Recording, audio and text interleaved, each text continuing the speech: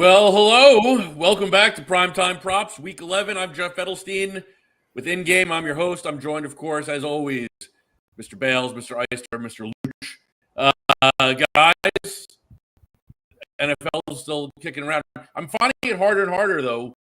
In week one, I'm building my lineups for DFS in July as soon as those salaries drop. Week two, I'm building them Monday. Week three, Tuesday. And now I'm like, oh, man, I got to start building some lineups. So this is going to be a very instructional afternoon for me. You guys are going to have to help me out. I mean, I don't know if you noticed, Keith, while you guys were chatting away, I was busy putting together a DraftKings lineup based on your NBA picks for tonight. So if I win, you'll get a big thank you next week. But until then, I think we want to talk. Let's start in Madrid. Let's go to Spain real quick before we get going on the main slate here with Miami, a 2.5 point favorite over Washington. And I know the reason I'm doing this is because I know there's something that you like here.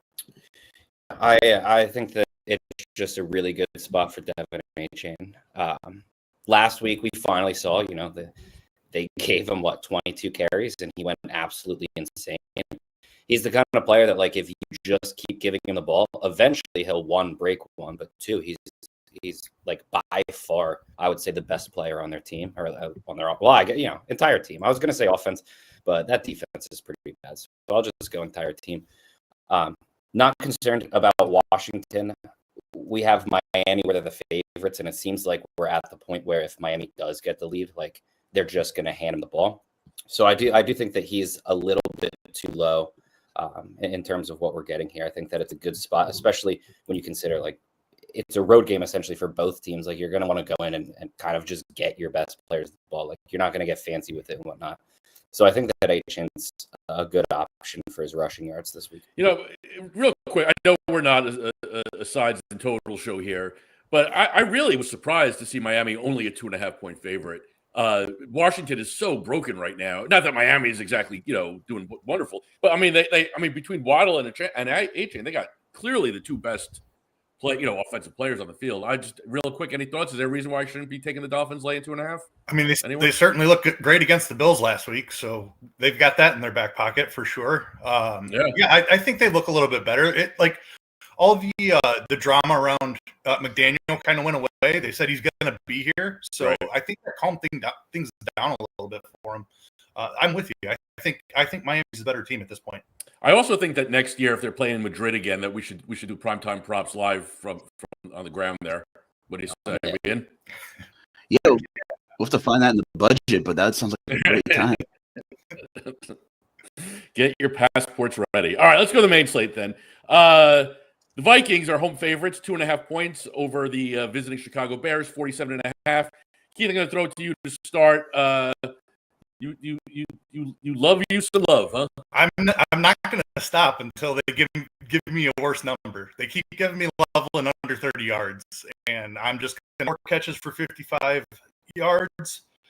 He played 62% of the snap compared to Komet's 66%, but he ran more routes.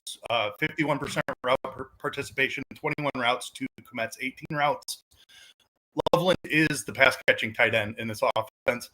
That was always the plan from the beginning. You don't spend a top 10 pick on a guy if you're not going to throw him the football. He's healthy now. Komet dealt with that injury. He's back. We saw what it looked like when they're both on the field for what their role is going to be, and that was last week. The line is sitting at 26.5 receiving yards, and that's too low. The running back situation is interesting. We talked about that back and forth a little bit last week.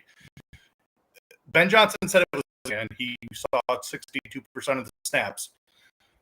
I believe him. I can't bet Swift, even though he looked amazing, because I think if Monangai goes off for a couple of big runs, we could see this right back at a 50-50 timeshare. So the backfield is too murky for me to touch at this point. Justin Bales, anything catching your eye in this game? No, not really. Yeah. I want to like something on Minnesota's offense, but I'm not scared of Chicago's defense. They're going to put up yards against them. I don't know what to do. Weird running back situation. I have quite literally no trust in JJ. Kind of interesting. He will take off with his legs. I think they're set in the low 20s, and obviously Chicago will allow quarterbacks to run against them. So I don't hate that, but not really my favorite game of the week, I guess. I feel like we're going to wake up Monday morning and all the talking heads, it's going to be one of two things. J.J. McCarthy on an NFL field again. I don't think there's anything in between here. Because, I mean, on paper, they're home. They're in the dome. He's got Jefferson. He's got Addison. He's got Hawkinson. He's got Naylor. The Bears can't stop anyone, seemingly. He should cook. But, there's a lot of hesitancy out there, I feel. I felt like that last week against Baltimore.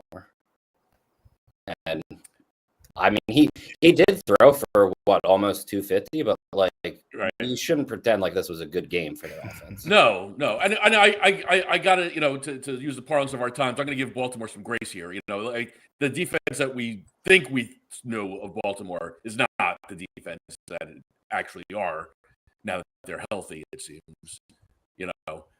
So, but yeah, I think or 9. I think as he goes by on the field now. Did you hear about this? Alter ego. I've heard about He gets angry. He wants to get angry on the field, so he has an alter ego 9. Is his alter ego?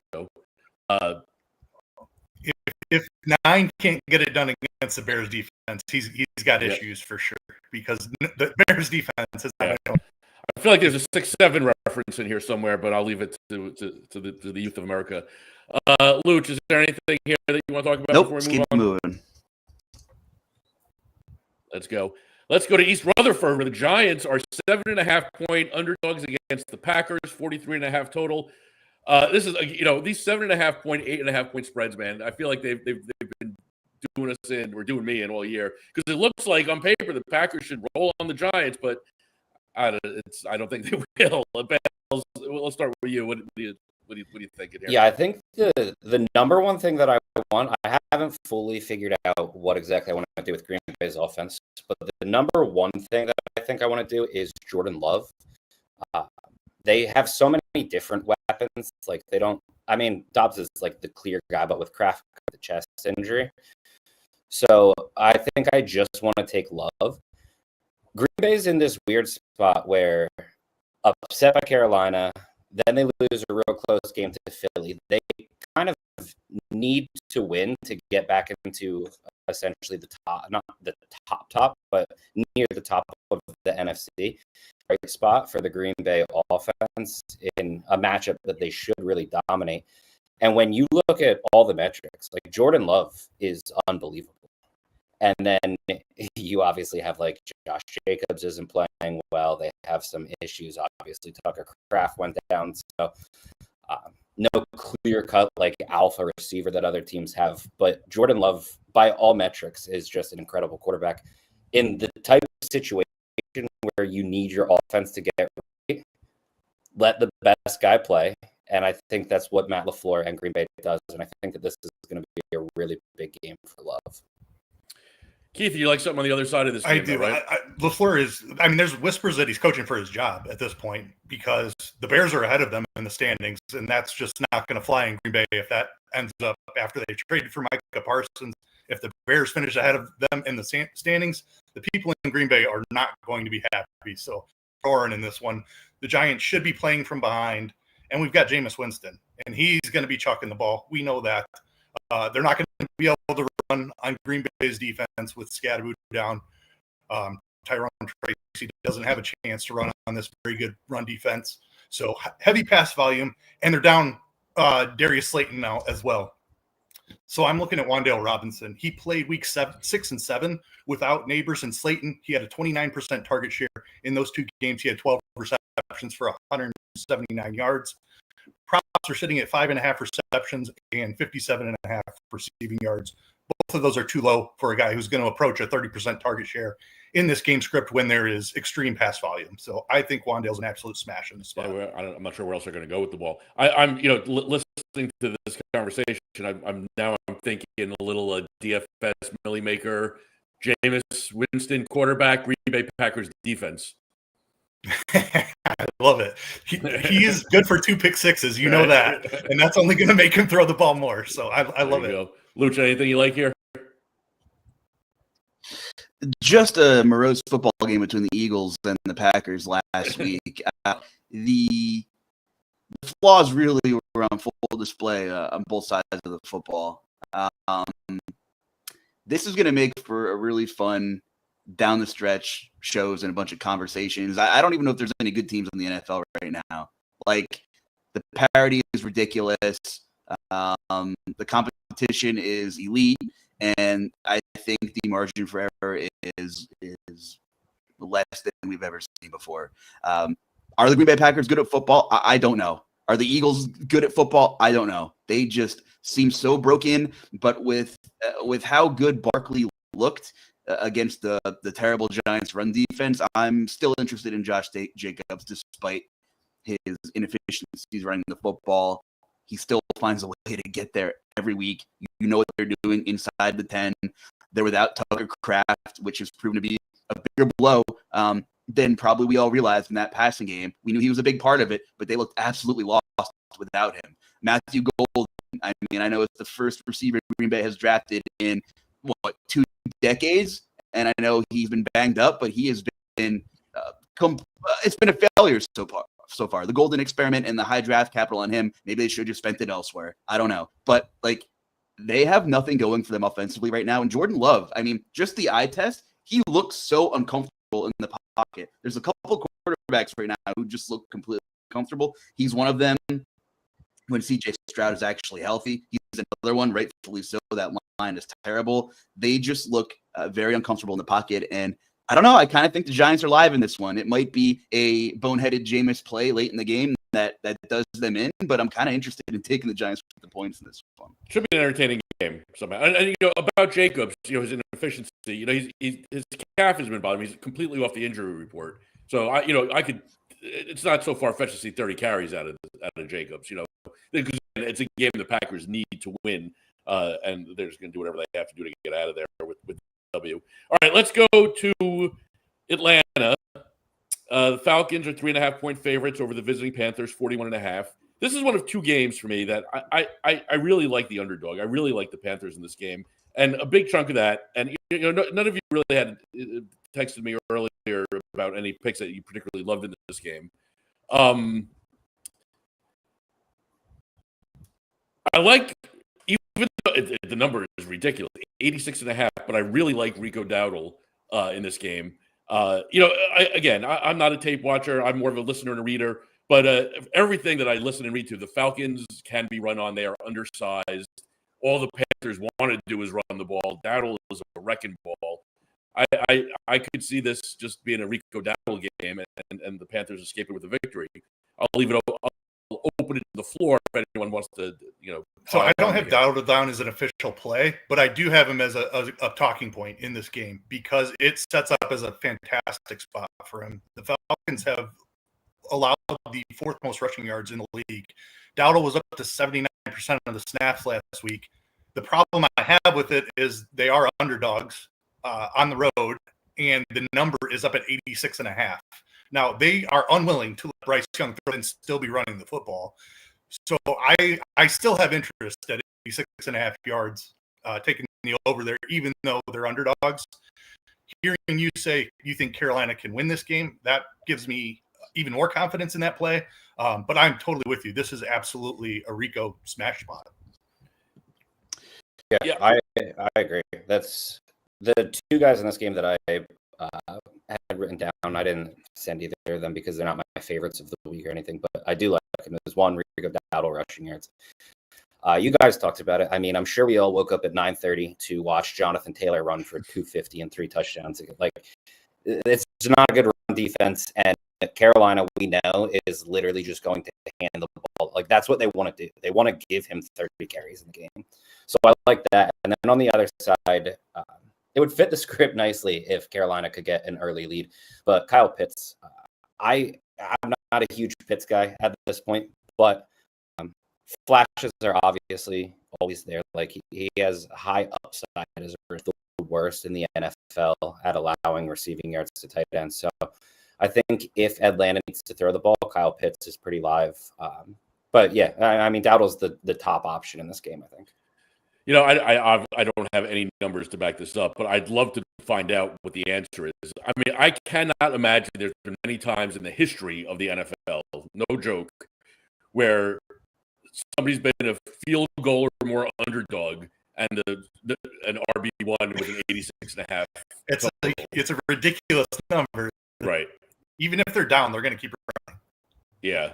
Well, and it almost feels like that's like the other side of the game, right? Like, I mean, I guess you can take the Panthers outright, but if you're betting Dowdle to go over 86.5, you're more or less betting the Panthers to win. See, that's the struggle that I had with it. But I think if they were 3-point favorites in this spot, the number would be 96. 100, yeah, 100%. Yeah.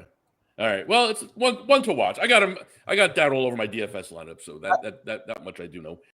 All right, let's go to Dowdle. I think it's chalky. It feels public-y, but I think it's right. Atlanta is top 10 worst defensively in allowing yards after contact, meaning they can't tackle, and yards before contact per attempt, meaning they're getting no push up front and not hitting people in the backfield. That's a recipe for disaster when you have a talented running back here. And Carolina's playing some sneaky good football defensively, which is really unpredictable and just feels like they're missing an element of consistency. They just feel like they can't put it together. I know it seems like Falcons football for the last decade, doesn't it? Like they're just missing that consistency, and I don't think this game will get out of control. I think Carolina is very live in this one too. Carolina, they lost to New Orleans last week, which I somehow I'm becoming a Carolina fan this year. I'm not sure what's going on, but I mean, if they had won that game, I think this. I don't think see the 3.5. I think let's move on. Jacksonville. Jaguars 3-point dogs against the visiting Chargers, 43.5 total. Everyone's got a little something to say here. Keith, let's start with you. You like Mr. Gadsden? The guy's good. I do. He's good. He's real good. I was on him last week as well. Unfortunately, the major injury scare, thankfully, turned out to be nothing. A bruised knee. He is off the injury report now, back at practice. So we're all systems go here. Tight ends. Gadsden's had basically the best role among tight ends in the entire league for the last 4 weeks before his injury last week. The line's sitting at 50.5 receiving yards. That's just too low for the best role in football. And I know Bales, you like his little partner. Yeah, let me get Justin Herbert, his passing yards. I think that Keith nailed it. Gadsden is one of the best bets of the entire, and we know the Chargers are going to throw the ball anyway. On top of it, like you're not sitting on this huge spread here where you have like super concerns that they're just going to be running the clock out later or anything. So I think Herbert and Gadsden, just the pairing is really, really good this week. Luch? Man, Gadsden's been awesome, and what a find that the Chargers, picked up on. I mean, he seems like a steal. Big guy, super fast. Great. Like the emergence of Gadsden really hurt the Quinton Johnson smash everyone thought was coming this season. And boy, we had a lot of league winners crowned in early September. Quinton Johnson was a big one. We had Bill Krosky Merritt. Boy, Chris Rodriguez is the captain now because they have no run game. I mean, talk about trying to motivate anybody in the backfield here. But it's so funny how the small September sample sizes has really crumbled after kind of what the Monday reports were like they were really scared by what could have been. It sounded like, thankfully for the Chargers and for Gadsden, he's going to play. I was really excited to maybe ladder Quinton Johnston, but now that Gadsden is a full go, allegedly, I'm probably not doing that. I guess there's a chance that he is maybe like discreetly limited, right? Despite, him practicing and everything. I don't think that's the case, but I think there is a correlation between the involvement of Quinton Johnston in this offense and Gadsden. If for some reason Gadsden is limited or we get some kind of news that maybe he'll only play like half of the game, I'm very interested in Quinton Johnston. Other than that, I will say Johnston did lead the Chargers in target share last week, which was a nice surprise for him. How much of that was due to Gaston missing, half of the game? I'm not sure. But I think it's an interesting one. I do like Justin Herbert in this game, generally speaking. The Chargers continue to throw the ball a lot. They're top 5 in the league in neutral pass rate. So it really doesn't matter. That ball's going up regardless. And the Jaguars do blitz a lot. They are not generating hurries at an impressive rate whatsoever. So I like the Chargers in this one. And Gaston will be interesting as long as he's healthy. I'm guessing the high rate of blitz and the Chargers' trouble now with the offensive line just plays into the Gatson play as well, right? I would think so. Quick passes, you're going to get a lot of one-on-one. The Jags do run a lot of zones, so my guess. I don't watch a lot of Jaguars football. Who does really? But I'm imagining it's going to be a lot of quick stuff regardless, and Herbert will figure out a way to get the ball out. Yeah, 6-yard average depth of target for Gadsden, so. Good call there, just to add on. I feel pretty smart today so far. This is a first. Let's go to Pittsburgh. Everyone's got this game circled. The Steelers 5.5-point favorite over the Cincinnati Flaccos, 49.5 total. Bales made me laugh a little bit when he said everything. So all right, go ahead, take it away, Bales. Yeah, they're two bad defenses. Like it's weird that Pittsburgh's defense is as bad as they are. Like they're good at getting takeaways, which I don't know, feels like at some point in time it's going to stop. But until then, on the Cincy side, Flacco's fine. Pittsburgh's giving up a ton of passing yards per game. It's ridiculous. And then obviously they're really bad against both wide receivers and tight ends. I think that basically anyone is fine. Like Jamar Chase is the guy that you probably just immediately catchers, not out of the backfield against Pittsburgh. I'm completely cool with. And then when you flip it to the other side, I think the very obvious one that you want to go with is Jaylen Warren. Cincinnati is bad against the run. Jaylen Warren obviously has been pretty successful. They're also bad against running backs out of the backfield. So you can just kind of use Warren either like fantasy points, rush yards, and receiving. You can take pretty much any of them. I think personally, if I'm choosing something like on Friday right now, I would just take rush and receiving yards because you get virtually everything in a game that should stay somewhat close. If you don't like him, Cincinnati's also one of the worst teams in the NFL against tight ends, and we know that Pittsburgh loves running their tight ends. So I don't know at the moment which of the 3 tight ends I would take, but I do think that it's a good spot for that. And then, obviously you have Rodgers if you think that hit a big play, and Rodgers' passing yards would probably be pretty fine. He teed you right up, Keith. He did. I think it's an interesting phenomenon. Like we've attacked the Bengals with tight ends all season long. And Pittsburgh does this fun thing where they run 3 tight ends at like equal rates on the field at a time. I'm leaning into what I'm seeing in the route share, the route participation data, the target share. The leader amongst in all of those receiving categories is Jonnu Smith.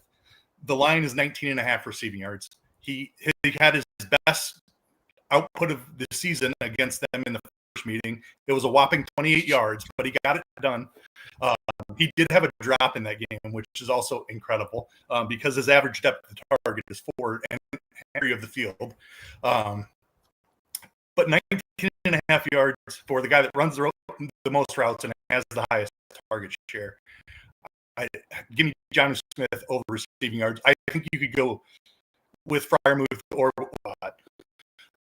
there is a little bit of wind in this game potentially as well. That just further pushes me to the low A dot of Jonnu Smith. But again, all 3 tight ends I think are viable because they all see the field.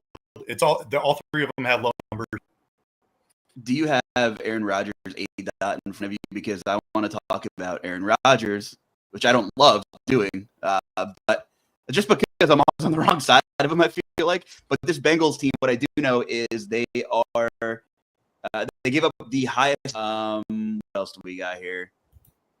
Six. Oh, It's 6.5. perfect. So we have a low A dot Aaron Rodgers guy. I mean, we know what he is at this point in his career. 3-step drop, plant the foot. He wants to get rid of the ball. He doesn't want to get touched, right? So get rid of the ball. It's screaming Jonnu Smith. It's screaming this intermediate passing game, which I believe he fared well with against the Bengals in their first meeting, if I remember correctly.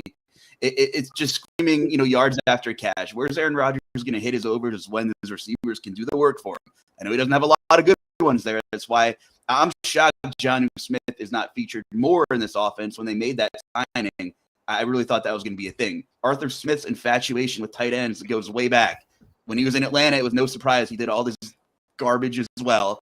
But he was the tight ends coach, literally tight ends coach for the Titans for many years. And who did he have there at a point in time? Jonnu Smith. I just thought he'd be more of an integral part of this offense. We've seen some stuff earlier in the year. They ran some jet sweep stuff for him. I was like, here we go. This is going to be fun. But it really hasn't been. I just, they didn't get anybody at the deadline. Calvin Austin is whatever. People the locals in PA are clamoring for more Roman Wilson, which that sounds delightful. But really, no. It should be Jonnu Smith. I agree with you, Keith. This guy could be the difference maker if they start scheming up some more stuff from him. Nothing against Darnell Washington. He's an interesting prospect. Freiermuth, breaks every showdown slate, I feel like. But really, Jonnu is the athletic guy. He is the matchup nightmare for these defenders. And I am totally on board with a yards after catch Jonnu Smith game. Even if he doesn't get more than 4 or 5 targets, it's not going to take much more than that for him to do damage. He is the yak guy for Pittsburgh. So I cannot believe they don't use him in the way that Miami did last season. That, it's a perfect role for him in this offense, and it fits right with what they want to do. So I'm with you. I'm surprised the role isn't better than it is. But even with the small role that he's had, it's still a smash spot. It just lines up perfectly for him. The one thing, and just getting back to Jaylen Warren, quick bails, I agree. The Bengals are bad. The thing that sucks for fantasy purposes and bettors is they just continue to give Kenneth 80 rushing yards number is tough. So I think you mentioned maybe going total yards. I think maybe that's the route because I love Warren in space. I mean, he is fun to watch. But man, can we get that Gainwell snap share number down to 25% or something? That just makes sense. Warren is the better football player. Why are the Pittsburgh Steelers not using their good damn football players? It's just maddening. Well, it's Tomlin and Mike Tomlin, Arthur Smith. Again, just to my eyes, they seem to be.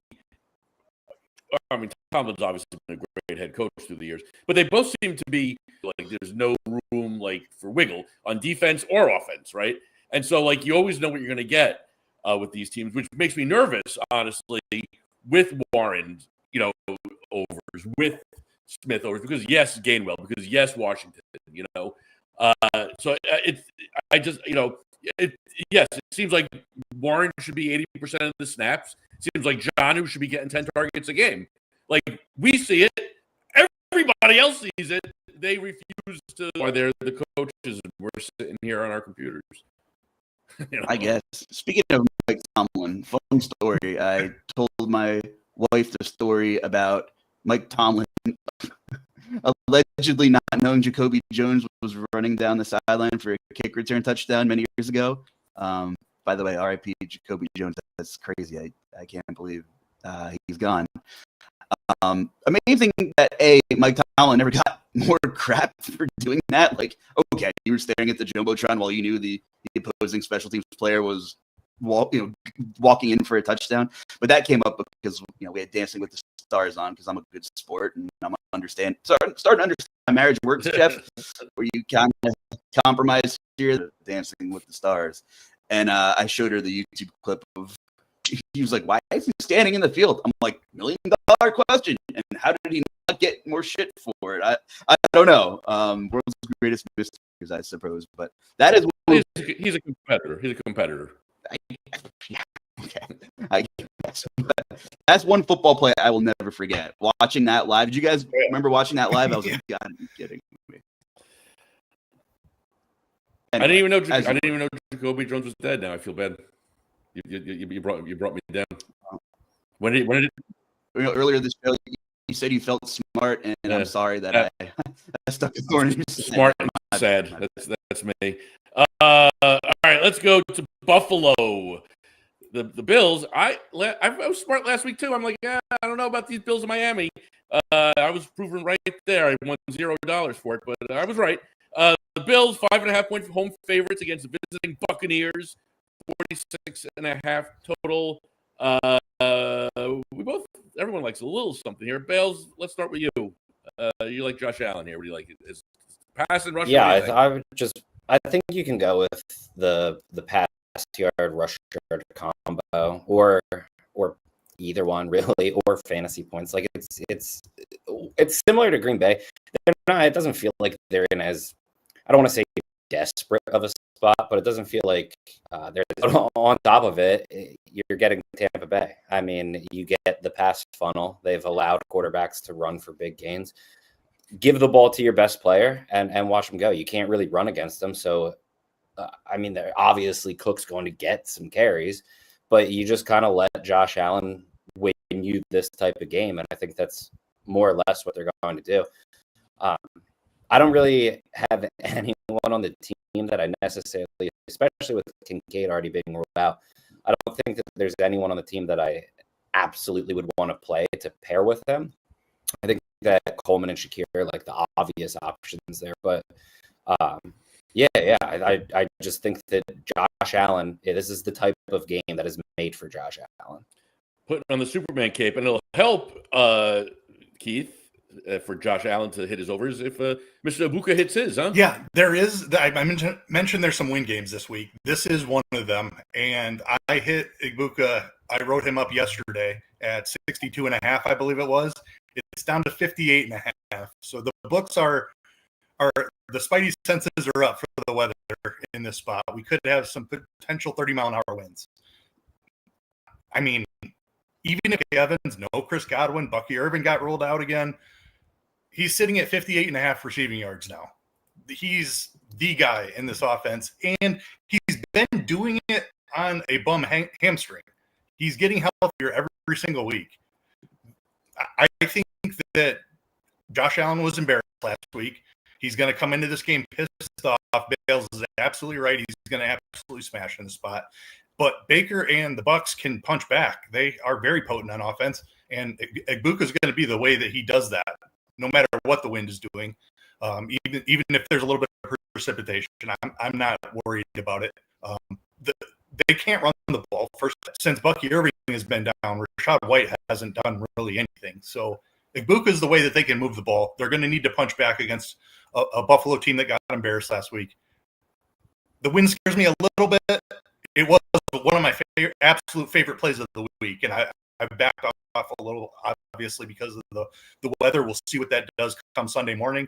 But if we get 15-mile-an-hour wind Sunday morning, I'm going to be hammering in some more on Ibuka overs. The number looks too low, right? I mean, if Baker throws for 200 yards, like, I mean, how is he not, not getting there? You know? Yeah, I mean, the guy's going to have a 30% target share. Right. I'm almost certain of that. Like, it's just if they only throw it 20 times because it's wind and rain, that's a little bit of a concern. But assuming that the weather looks okay, it's and I feel like, I mean, again, I talk about narratives here, but I mean, I just don't see Baker Mayfield as being one to be particularly bothered by wind and rain. No. You know what I mean? I just totally agree. He has one of the strongest arms in the league. Like he can rip it through 15-mile-an-hour wind. I'm not worried about that. Love it. Luch, anything here? The Tampa backfield, of course, greatly misses Bucky Irving. We now saw Sean Tucker play over 30% of snaps the last 2 weeks, which is more than he's played previously in the year. So maybe they're just kind of slowly getting sick of the Rashad White experience, even though maybe they trust him a little more. You can see the rushing lines are really close here. I mean, Tucker is about 40 to 41.5 on most books, and Rashad White isn't much higher. So maybe we see more of a backfield split with Tampa. Tough to really want to bet on either one of them. But Sean Tucker will always have that one game last year where he nuked and had like 3 touchdowns, and everybody thought, he was the next Bucky Irving. Turns out Bucky Irving was the next Bucky Irving. But yeah, it's a really tough game to decipher. I agree. Josh Allen should be on Kincaid, just starting to finally execute and perform like we thought he would at the beginning of last season. That was the other league winner I forgot about. How can we forget about Keon Coleman flipping the fantasy world on his head in week 1? Breakout year. Blah, blah, blah, blah. Well, the advanced analytic nerds who said he couldn't separate, citing the separation scores and all that stuff, I guess they were right because he stinks. And Dalton Kincaid's the guy in that offense. So we'll see what the weather brings. I still like the Igboot call quite a bit. If I had to lean towards any bet in that game, it will probably be him. And maybe for DFS, maybe his ownership will come in a little bit lower if there's a weather scare. His price is a little bit inflated. But I think you can even use him as a run back with some Josh Allen lineups. Kind of makes sense to me. All right. Listen, if you are holding someone captive and looking to make them talk and give up all their secrets, I'd strap them to a chair, tape their eyes wide open, and put them in front of the Titans, who are 5.5-point road or home underdogs against the visiting Houston Texans. A scintillating 37.5 total. The sum total of 0 of you had anything to say about this pregame, so I'm going to throw something out there. Woody Marks, 80% of the backfield last week. Now, everyone's, they were trailing, yada, yada, yada. But he started the game. He had all the carries inside the 10. He's at 61.5 rushing yards. Everyone runs on the Titans. I think there's still a question, like maybe Chubb is, gets half the carries here. So I feel like the 61.5, yeah. But I feel like if you're going to bet this, I feel like you ladder it. I feel like you just ladder Marks all the way up. Because if it is his backfield, that it should be 81.5. So I throw it to the floor. Yeah. This game sucks. The Titans are a poverty franchise right now. I will say, after watching New England last night, it did give me a little bit of hope as turnarounds could come sooner than later. If Drake May, I know we're not talking about yesterday, but the leap he has taken, and part of that is because there's some coaching competency and a veteran alpha receiver in Stephon Diggs, who's the Titans lose this game and continue to lose while Cam Ward shows us enough because, listen, after the deadline, we know what the Jets want to do. They are loaded up with picks and draft collateral, and I would love for the Titans to be horrific the rest of the year and then trade down and get a haul and kind of revamp this thing. That being said, apparently Calvin Ridley might play football this week. I am believing that he did not play because they were trying to shop him and nobody wanted his egregious contract. I really do believe that. They had a bye week. My hot take in this game is that the Titans come out on the opening drive, score a touchdown. Everybody says, wow, Cam Ward is the future. We were right. And then they score less than 14.5 total points in the entire game. They come out, score it, and do absolutely nothing the rest of the football game. 32.5, though, for Calvin Ridley. If he is healthy and they do trail, I have two potential leans in this game. It would be to have a little fun with Calvin Ridley, that he is actually fine. Just like the beginning of the season, we had a lot of low receiving props, had a bunch of guys that were easy to ladder. You're not really finding that anymore. But if you're looking for an uncomfortable ladder play, you can get 60 to 70 Calvin Ridley yards at really nice plus money in this one if you're kind of feeling it. I think it's a reasonable longer shot. On the flip side, a couple of years ago, I thought Davis Mills only had eyes for Nico Collins. I was right. What do they have? 14 targets last week and an air yard share over 40%. I think Nico Collins is going to continue to get peppered. This game should be fairly neutral according to odds makers, which is a little terrifying. And the Titans are starting, rent the center guys in the secondary. It is brutal. There's no reason for them to win this football game. I think Nico Collins is probably my favorite play in this game. And what is he at now? I saw him earlier in the week. Yeah, 73.5, 67.5. Where is that? That is, let me scroll all the way up. BetMGM, I'll have to double check on that. And by the way, before I pass the baton, this beautiful odds comp tool is at props.com, and it's free. You can compare all the live odds and props for every player for the NFL, so you don't have to keep opening up different apps and different sports books. Go to the props tab, hit NFL. You can find our live odds here for every single player on the earth. And if you're crazy enough to bet Calvin Ridley, you can compare his odds as well. Keith, Justin, Bells, anything here? Just like I had Dowdle written down as a talking point, Woody Marks was the one that I had circled here as this could be a smash spot if he's actually going to play 80% of the snaps. So I had the same angle as you on this one, Jeff. And Nico is another great angle there from Luch. Is going to win handily, and maybe that's crazy to think with Davis Mills as your quarterback, but Tennessee's that bad. Sorry, Luch. They are. A lot of what you're saying there, man, that's deja vu from the last couple of seasons as a Bears fan. So I know exactly where you're feeling. Greener pastures ahead, my friend. That turnaround wasn't as grueling as you thought it was going to be. I mean, there's still some questions about, the Bears and Caleb and the entire team, but compared to where they were two and a half in the Eberflus era, I mean. Yeah. I mean, the big thing was trading out of number one. I mean, you knew good things were coming as soon as they landed number one. Thank you, Davis Mills, by the way, as long as we're talking about him. He was the one that threw the Hail Mary to give the Bears the number one pick. But then they traded that, got a bunch of draft capital. Caleb Williams fell into the lap. So, yeah, better things ahead. Looks like you already got the signal caller. Now you can just acquire more draft capital to build the team out around him. By the way, real quick, your blood pressure as a Bears fan every Sunday has to be awful. I mean, what a roller coaster of emotions you've experienced this season. So we've been thinking about Johnson's practice window opened. He might be coming to save the defense. Who knows? But yeah, it's been a bloodbath. I don't know how they're 6-3, but I'm not complaining about it. Seems like it's on the other end of all of those games for the last 2 years. So it's nice to get some of them back. Sorry, Bells. We didn't mean to talk so much about such an exciting game. If you have anything, we figured we would just kind of talk this one out. You guys are good. I think you guys nailed it. I think, one, Nico Collins makes a lot of sense because Davis Mills loves him. Two, Woody Marks, I want to really like him. I don't fully trust that they're giving it to him. I do know that D'Amico Ryan said that there are no rookies anymore. I don't know if that's kind of his way of saying that they're getting more snaps, they're getting more involved. He kind of gave a little nod to Woody Marks in that comment. But also the other guy, and I don't love it for this particular matchup. I think it has I believe 19 targets in 2 games with Davis Mills. They're throwing to him a ton. And if you look back, I think it was 4 games ago now, he had 10 targets in that game too. They're trying to get the ball to Dalton Schultz, which, I don't know, feels kind of gross in 2025. But if you want to take his receptions, I feel like it's a reasonable spot. And I'm not going to take Woody Marks, Nico Collins, and Dalton Schultz in a game that could just absolutely blow out or anything like that. But there's options, I think, if you do want to attack this game.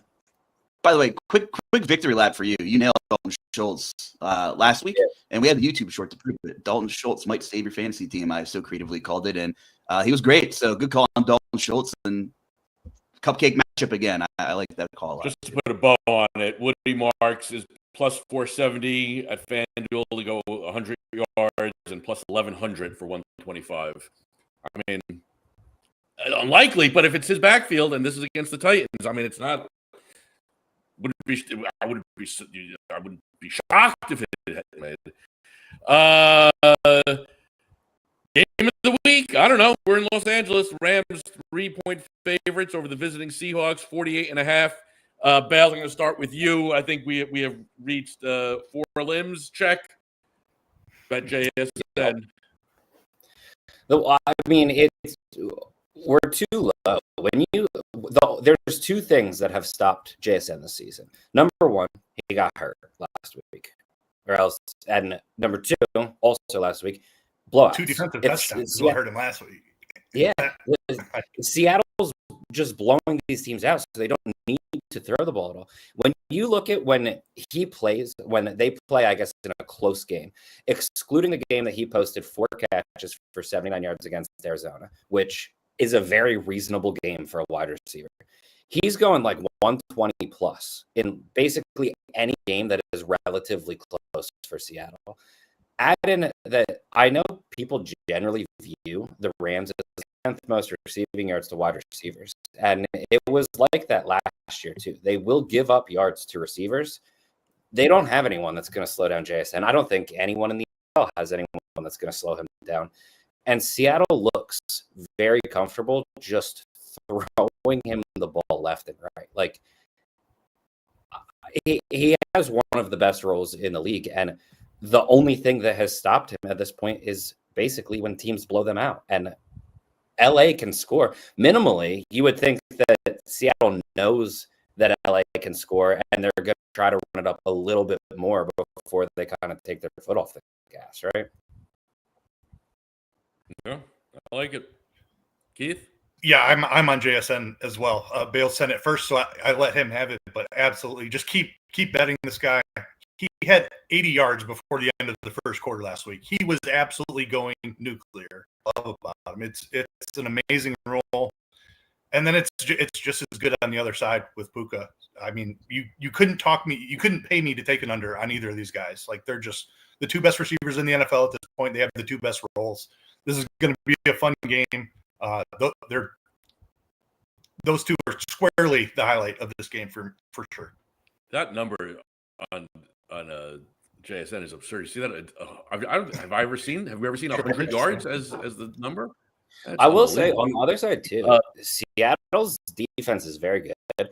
Seattle's defense is not good against tight ends, and the Rams are in like this weird spot where they're running like 4. Yeah, they're Pittsburgh of the West Coast. Like it's weird. I don't know. I think of the group, Terrence Ferguson's probably the guy that I like, just because he's a really low total. He's obviously ultra athletic. They like, I don't know. Any of those Rams tight ends kind of feel like they're pretty sneaky this week. He's finally playing. He's played at least 30% of the snaps in the last 4 weeks, and they had the bye sandwiched in there. But I agree. I thought he would be the tight end too with where they drafted him, but they love David Allen. They love Colby Parkinson. Let's have 4 tight ends active every week. It seems smart. But hey, they're a very smart football team. Sean McCoss. I mean, him and Stafford are awesome, and Stafford is just a dog. I am so impressed with just how well he's playing. It was not that long ago where he had, all the drama and back injuries, and he might not ever play again. Everyone forgot about that already. I mean, the guy is playing at an MVP level.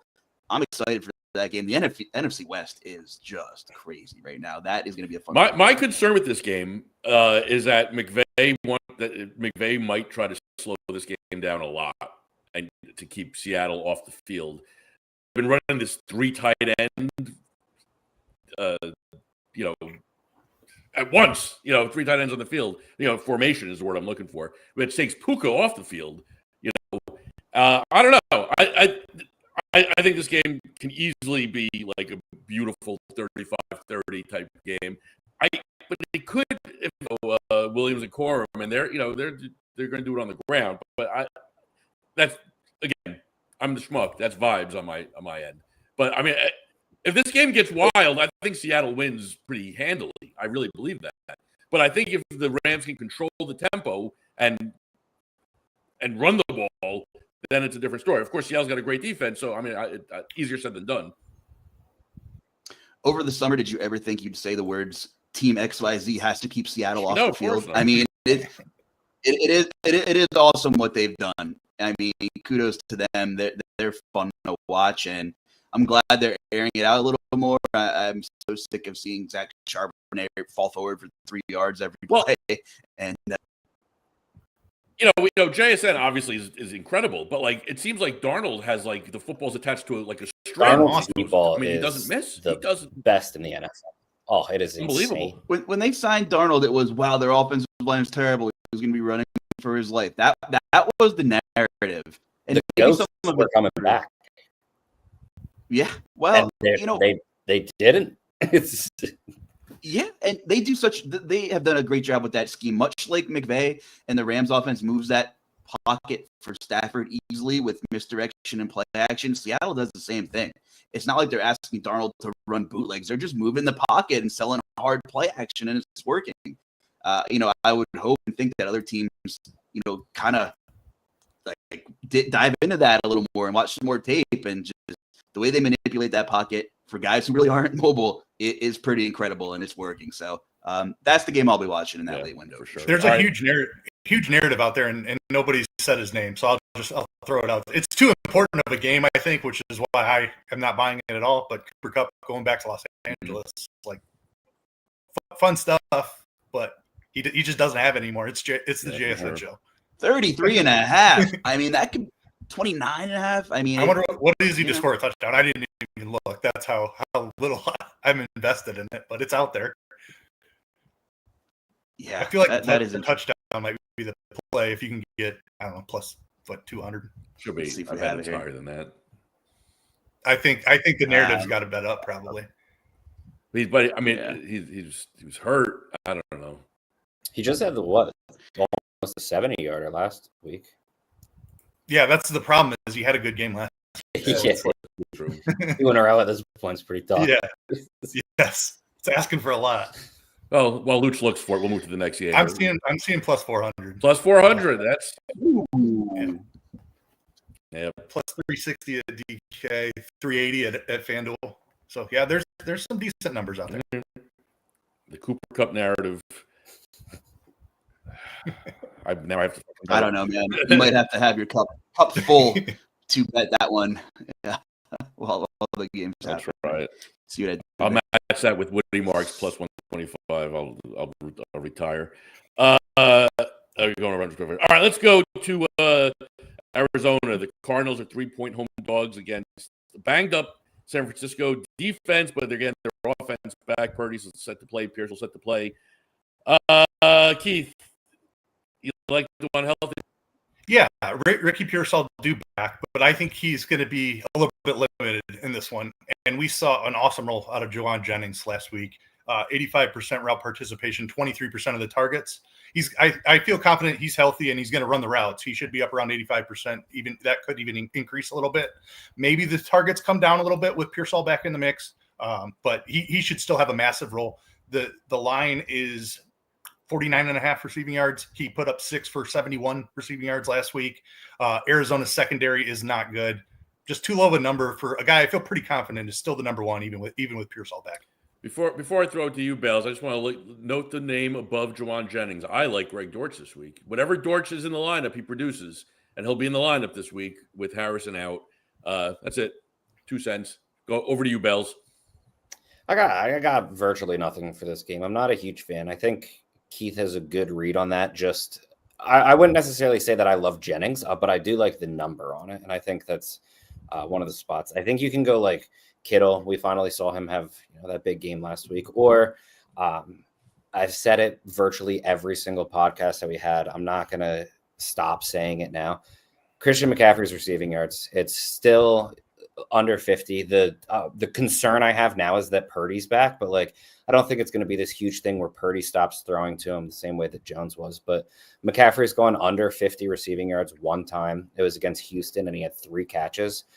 Besides that, I mean, he's sitting around 8 or 9 targets every single week, even with San Francisco's offense healthy. So I don't know. It's too good of a matchup. No one's going to be able to guard him. And if you're giving him upwards of 10 targets, it's not a lot of yards for him to get, especially because there's times when they'll throw the ball deep to him. It's not super often, but they'll go in between 10 and 15 yards through the air, a reasonable amount for a running back. Most comes around the line of scrimmage, comes on short, but it's kind of there. And if you connect on one of those, 50 yards is virtually nothing for a guy getting that many targets. So I think if you want to go with McCaffrey, that's fine. I don't think it's this elite matchup for him or anything, but they're going to find different ways to get him the ball. And he looks a lot better as a receiver than a runner at this point. This is gross, but it's interesting. The Cardinals receiving core this week, there was a lot of injury news. I'm kind of thinking about Greg Dortch. My problem here is he doesn't line up out wide. He's ran almost 70% of his routes from the slots. And the reason I'm even talking about Greg Dortch during this flagship football show we have here is because Marvin Harrison is dealing with appendicitis, and he's out this week. And holy inefficiency. He had 12 targets and just 3 catches last week. Slaughter game script. And, Jacoby Brissett couldn't even throw for 260. He was south of 260 in a game that was, 21-0 in the first quarter. It was really disappointing.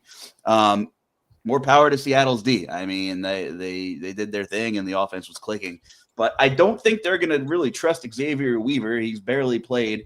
And Zay Jones is on IR too, which is another loss down the depth chart there. So they have Michael Wilson, obviously plays a lot, and you have McBride. Unless they, they are kind of enamored with Elijah Higgins, so maybe they'll run some more two tight end stuff. But I think Greg Dortch is going to have to play a lot more. And every now, I feel like once or twice a year, he becomes relevant. He pops. And he's in a situation like this. And if you're looking for kind of a gross play that, makes some sense here, I think you can look into Greg Dortch. Other than that, I mean, Trey McBride should see all of the damn targets if he wasn't already. I don't think you just don't overthink it with Trey McBride in this scenario.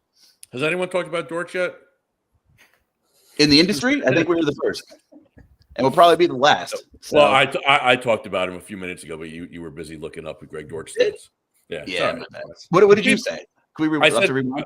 I said Greg Dortch is a good play, and then I threw it to Bells. I'm used to. I have 3 children and a wife. People don't listen to me. I'm very used to it. Okay. Well, glad we're on the same page here.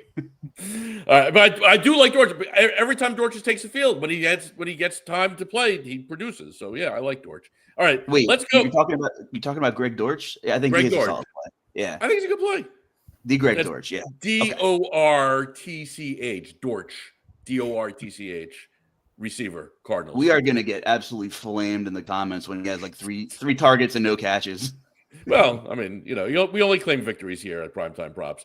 All right, let's go to Mile High, where I don't believe I 3.5 points the Broncos are getting as home dogs against the Chiefs, 44.5 total.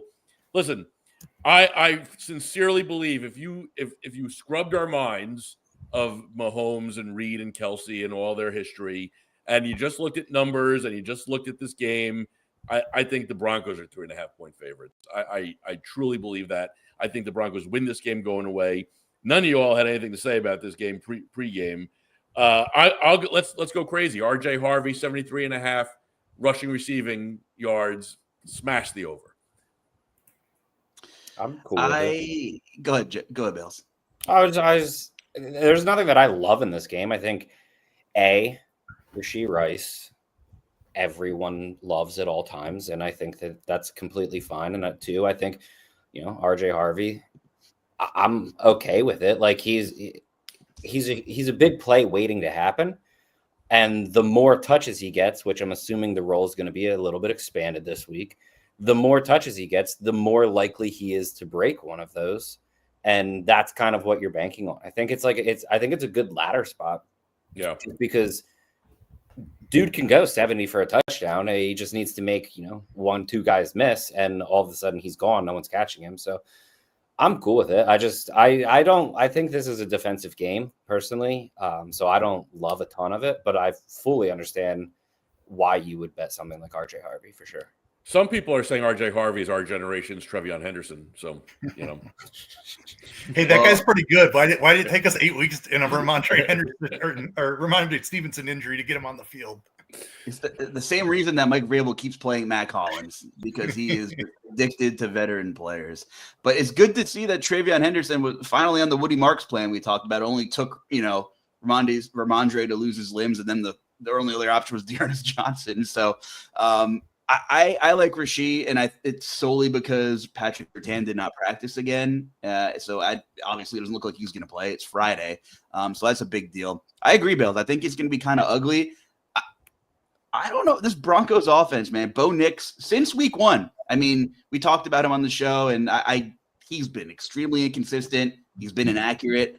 I'm scratching my head about Bo Nix a little bit here. I do think that defense is the real deal, though, and I think they're going to give RJ Harvey a lot of work. I like that call a lot. I think he's going to turn some heads finally. They invested high draft capital in the kid. He ranks 20th out of 65 qualified ball carriers in missed tackles forced per attempt. I looked it up earlier. So that's good company to be in as a rookie. The Chiefs, they have their flaws too as well, but I think this is going to be a really close game. I think it's going to be more on the ugly side, thinking 2017 kind of thing. So probably going to look for the under if I'm thinking anything in this game. Keith, is there anything you like? Nothing else to add. It's Rashee Rice for me as well. There's a different timeline, a different simulation where we're talking about Rashee Rice alongside of Puka Nacua and Jackson Smith and Jigba. He's that talented in this offense. I think he can really take off at some point. Has sputtered a little bit after the suspension, but I mean, he's always going to be the guy I look to first in this offense. I mean, he should be fed this week. I mean, the Broncos, pass rush being what it is, like, just getting the ball in Rice's hand seems to be the smart play for the Chiefs. And even if Surtain's in there, they can move him into the slot to get him away from that coverage. So and the backfield and in motion, there's there's no shortage of things they could do with them. Yep. All right, let's finish up with a not so scintillating matchup here. Browns are 7.5-point dogs against the visiting Ravens. 39.5. I mean, you can't really run on the Browns, so I don't love Henry. You don't really want to take anyone on the Browns against a Ravens team that seems to be on the way up. Anyone have anything to say about this game? This is the worst weather game. I've talked about weather twice in two other games. This is the worst one, and it's got the two best defenses. I'm with you. You alluded to it that Baltimore's defense is getting healthy, and they've looked much better recently. And they're facing the Browns, who just can't do anything. So, yeah, complete pass for me here. Bells? Yeah. You go, Luch. You I'll give you this one. I'm not going to give you anything tangible to piggyback off of if that's what you're hoping. This game is ugly. We'll see how ugly it's going to get. It's worth noting that Rashad Bateman is out this week for those that have any Bateman investments. But, Baltimore didn't look good at all against Minnesota, still got out of there with a win. So that 7.5-point spread, I know it's going to be ugly. I feel like odds makers are kind of begging people to take the Browns. And I do think there will be times where Baltimore will struggle at times on offense because, so much of their scheme is based off the run. But I think eventually, they'll have enough drives due to Cleveland not being able to sustain their own where they will come away with points. And agreed, this is going to be ugly, but I'm not looking at any props in this game. I would probably lean Baltimore and lay in the 7.5. Bells, you're completely allowed to just pass. It's well within your rights. Yeah. I mean, there's nothing. The only thing is, it's 2025, and it's kind of funny that we got to the point now where there was a point in time, and not that long ago, that people would be smashing Ravens overs because they scored 41 against Cleveland earlier this year. And it's just nice that we got to 2025 and now we can look at it realistically and be like, this game actually is going to suck regardless of what happened in week 4. We're all sharp today. We are all sharp today. Tell it to my bankroll. All right, we did it, guys. Let's go around the horn. Let's give our best bets. If it sounds like I'm rushing, it's because my wife is in my ear about we're supposed to meet somebody else for pizza at short. There's a pizza place. The local American Legion here in Lawrence, New Jersey, they do tomato pies on Friday nights. If you never, I don't know, I know the two of you at least are close enough. Yeah, the Trenton tomato pie, the thin crust, it's outstanding. You're all invited. Not tonight. You're not going to make it in time, but next time you're all invited. So let's go around the horn real fast. Our best bets, and then Luch will take us out. I'm going to go with my man Woody Marks. I think the backfield is his. The matchup is awesome. I think 61.5. He'll smash that, assuming that he is the man in the backfield. Honestly, he might smash it even if he's split in time with Chubb. So give me Woody Marks over 61.5. I'll throw it to anyone who wants to start talking. I'll go JSN. JSN, I believe he's at 98.5 receiving yards. Give me the over. I think this is even a ladder spot because I think this game stays close. I'm saying he's going for 120 plus this week. Mr. Eister. Give me Jonnu Smith. Over 19.5 yards against the worst defense against tight ends. I know it's not pretty. It's a gross play, but it's a smash spot. He has the perfect type of role to get it done in this spot. The thing I love most about these little tiny overs is that you could first drive, you're all done, Yeah, throw him a little screen pass. He takes it 20 yards, first down, bingo. Love it. Or it's the end of the game. Or it's the end of the game. There's 2 plays left. You're like, throw him a freaking check down. What are you doing? This is gross, but I'll correlate with Keith, and I'll take Rodgers over passing yards. I love the intermediate game that Cincy is going to continue to give up. They can't tackle at all. So I think that's an obtainable number there. I think that's fun. Game I'm still most interested in watching Jameis Winston this week. I don't care. Maybe that's what it is, but I cannot wait to watch Jameis Winston. And I almost went Wan'Dale Robinson. That's my second favorite. That was in contention for best bet of the week. I love that one. How are the Packers going to respond? That was a prove-it game against Philly at home in a game where, I mean, it was anyone's game. It was just so bad, right? Like, how are they going to respond? Coming over to the East Coast to New York. I don't know. We'll see. We'll find out a lot about Green Bay this week, I feel like. But in like, you know, we've been saying that every week because they've been just so up and down. So that's all I got. So other than that, I mean, props.com, everything is free. All of our content. NBA Cup night, huge night. I mean, we're getting off the show, and I know Bells, Keith, and I aren't going for tomato pie. We're diving back into the NBA streets here. So we have a ton of free NBA content. Our NFL stuff is free. Everything. So do us a favor. Follow us on YouTube. Give us a subscription so we can keep doing these shows. We had a great NBA show on Wednesday night, breaking down those massive slates every Wednesday. So we appreciate all of you for tuning in. I guess that's it. So for Jeff, Keith, and Justin Bells, I'm Justin Carlucci. Thanks for tuning in. Good luck this weekend and have fun.